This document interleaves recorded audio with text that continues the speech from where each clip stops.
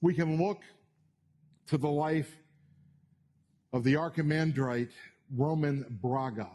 Father Roman lived through the darkest periods of the 20th century. He was arrested under the communist regime in Romania. He endured years of imprisonment, including time in what they called, or what was known, a prison to re-educate.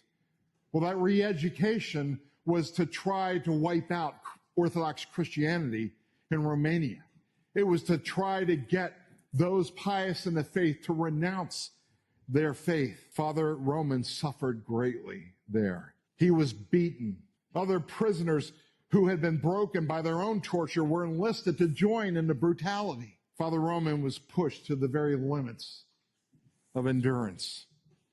And yet something remarkable happened.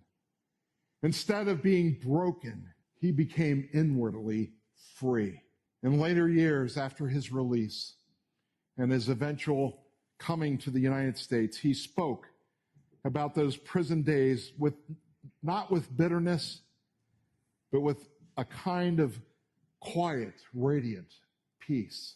He said that in the depths of suffering, when everything external had been stripped away in his life, he discovered something essential, that Christ was still present.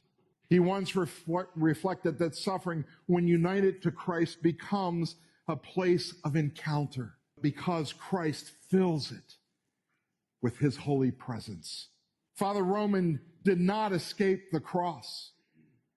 He passed through it. And in so doing, he discovered what the disciples would soon learn, that beyond the cross lies resurrection, and that no suffering, however great, even unto death, can extinguish the joy that Christ gives. Father Roman said this: "My dear friends, I think the mystery of my life is joy." This is the joy Christ speaks of when he says, "Your heart will rejoice, and your joy no one will take from you." No one. Not a prison, not an evil regime, not suffering, not torture, not even death. This is the same mystery we celebrate in the finding of the true cross. Beloved, the cross has been found. It stands before us, not as a sign of defeat, but of victory. Let us cling to it. Let us trust the promise of Christ. And let us receive the unshakable joy that no one can take from us. For Christ is risen.